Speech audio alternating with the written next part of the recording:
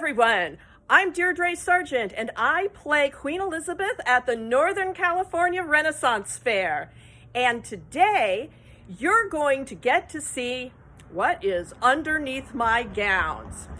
I'm going to get dressed for you, and here I am in my underwear. So, first of all, let's talk shoes. So, my shoes, if you can see them, they're from American Duchess. They are leather and they are based on actual shoes of the time.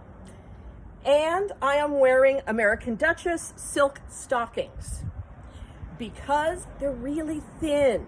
And if they were any thicker, I wouldn't be able to get into the shoe. Next are garters, because without garters, your stockings just fall down and get all baggy around your knees, like an elephant, which is bad. What is a garter? Well, it's just a piece of ribbon that I have sewn some felt on the back for extra grip and ribbon ties. And you wrap it around your leg, pull a little tight, and then tie it into a bow. There we go. Underneath, I am wearing a linen shift. Now, everyone would wear a shift. Why? Because they didn't have washing machines in the 1500s. Basically, your linen shift was your first line of defense against your body dirt and oils, because especially for court gowns, you didn't have a dry cleaner. You just couldn't easily clean these clothes, but you could have a lot of inexpensive shifts and, not to get your nice silks and brocades and really expensive fabrics really nasty. So you always wear shifts underneath. Also, it helps protect you from your pair of bodies, or as you may hear, a corset. Corset wasn't used until the Victorian era, but if I say a pair of bodies, nobody knows what I'm talking about. So, corset. This one is boned with cane. Yes, little reeds.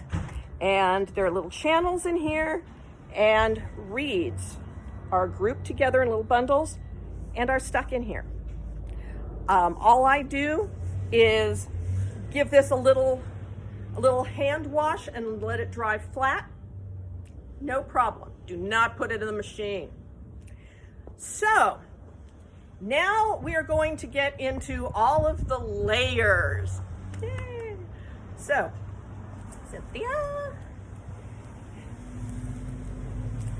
this is my farthingale, otherwise known as a hoop skirt. And for ease of getting into this, yes, it has Velcro, because why not? I found that if you have a waistband with hooks, if you change sizes, you are not going to be happy. This way, it's very comfortable. I have pockets here for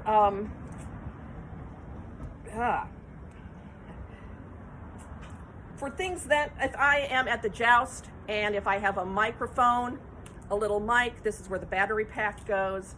And if I have snacks, pockets. So I also have a bum roll. Bum roll is very important because this is what holds the weight of your gown. If you just have it hanging off of your waist, not only is your back going to really start hurting after a while, especially if your gown is heavy, but it's going to drag in the mud, and no one wants that. So, bum roll. It also helps give you that silhouette of the Elizabethan era, that little bit of a shelf. Having a big booty was what you're looking for. All right. So, now is the forepart. Now, foreparts are a bit of an easy accessory. And some people have them sewn onto a skirt. I just have ties so that they're easily removable and interchangeable with other foreparts. Foreparts and sleeves were easy ways for people to have a brand new outfit. You just change out your foreparts and sleeves and you have a new look. Now, the gown that I'm getting into now, this is my most recent gown. And on another video, I'm going to go through all of the gowns that I have, starting from 2004, when Playfair first started running the Northern California Renaissance Fair, to now. But for getting dressed, I'm wearing my most recent and newest gown. So the forepart is a metallic brocade, and it has Swarovski crystals, Swarovski crystal pearls, and jeweling on it. This gown was made by myself. So now that we've got the forepart on, we're going to put on the overskirt. Now, I have found that, I need a tie. There's a little box somewhere. So I have found that each of the gowns goes on differently. I don't know why. They just do. Now, granted, some of them lace on the side, some lace in the back, but even if they are both back lacing and pretty much the exact same style, they go onto my body differently. It may be in the blue bag. We're looking for ties to tie the overskirt, because me holding it is not going to work all day. There we go. So normally I have a little black tie, but you know what? Doesn't matter. Now,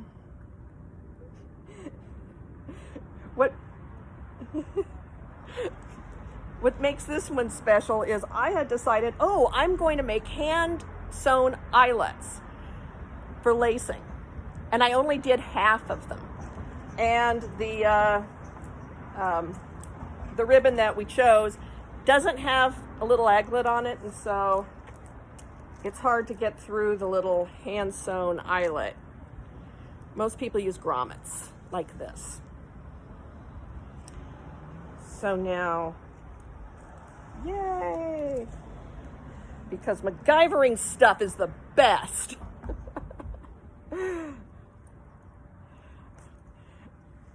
Now you say, well, what if I have a belly dancer outfit? Then you are lucky. But even middle class people have a couple of layers. And that is a completely different video, but I'm killing time. There we go. All right, so we have my overskirt tied on. And then we just tuck the little tails in so they don't show. Okay, I'm going to back up now. All righty. Now we're going to have a partlet. This is the little bit that's usually jeweled that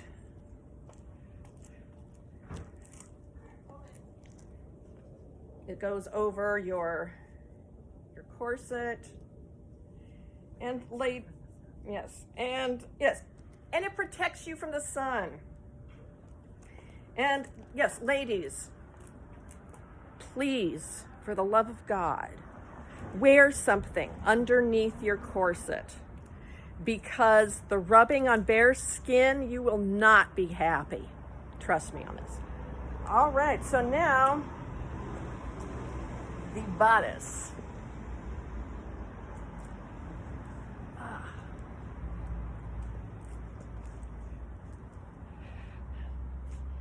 This one is cut in the Italian style, so the shoulders are wider. And it is back lacing. So now a little history on this gown, and I'll repeat a little bit of it with the other video, but this newer gown was a throwback to my very first gown that I wore that was purple cotton velvet. All of my other gowns are brocades and all these specialty materials and all this jeweling. And our entertainment director, Molly Drew, had suggested to me when I was looking to make a new gown that to make it red and to use cotton velvet. And actually in the sun, and we can look at that a little bit later when I'm all in this, but this color is amazingly cool. It's basically very juicy. And you don't need any jeweling or gewgaws on the actual material. The trim speaks for itself, and with the fancier forepart and sleeves, you're good. You do not want to over accessorize. Too many things really spoil a costume. Coco Chanel said before you step out of the house, you take the last accessory you put on and you take it off. Then you're perfect. Yes. So, yes, I know that, playing the queen, I do have a lot of stuff, but in design, you can make things look really rich and elegant while still maintaining some simplicity. And right here, maybe I should talk a little bit about my Zebolini. He is not a flea fur. If anybody has cats or dogs, you know when your cat or dog has fleas and they jump on you because they drink blood. Fleas do not jump on a dead animal because it's not alive and they can't get blood from it. It is, for want of a better word, an interesting fashion accessory that the Italians were very into. So now I am putting, well, I'm not, Cynthia is, putting on my wrist ruffs. Now, normally during the day I would also pin these in, but we're kind of doing this quick and dirty. So wrist ruffs, I made them. They're linen with metal lace, and learned how to do this method at Costume College in Los Angeles. Had a wonderful class taught by Jen and Christina. Christina Forrest, as you may or may not know, plays Queen Elizabeth at the Southern California Fair. And she really knows her stuff as far as making ruffs.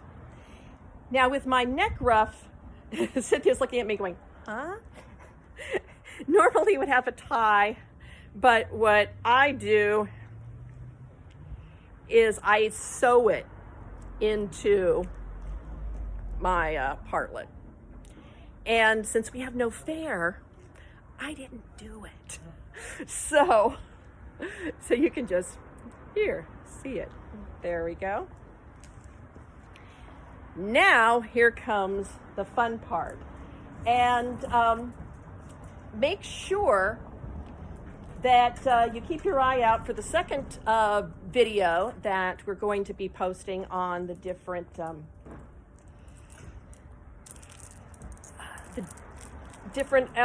gowns that I have, because we'll also be talking about my crowns, of which I have 4, and each is more amazing than the other. Yeah. Ah. So I'm wearing some pearls and a hand-painted miniature of David Wine as the Earl of Leicester. And Mark Havens was the one who painted it. Whoa! My skirt was not going to let me get that close.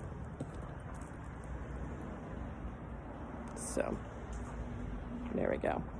So yeah, he hand painted that. It's not like a picture or anything. Ready? Yes. So I'm going to.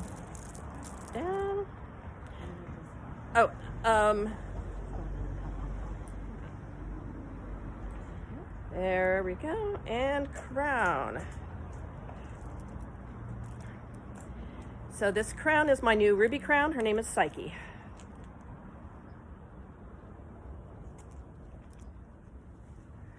There we go. And because it is this year,